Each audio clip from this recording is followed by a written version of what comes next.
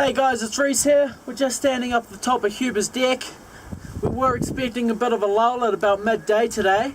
However, the storm has just intensified and we've received over 30 centimetres of wind affected snow. We've got some mad wind drifts all over the mountain, and as you can see out here, got quite a bit of snow up on the deck, pretty much up to my knees, and we're looking pretty good. Everyone up here is working hard, trying to clear as much as we can.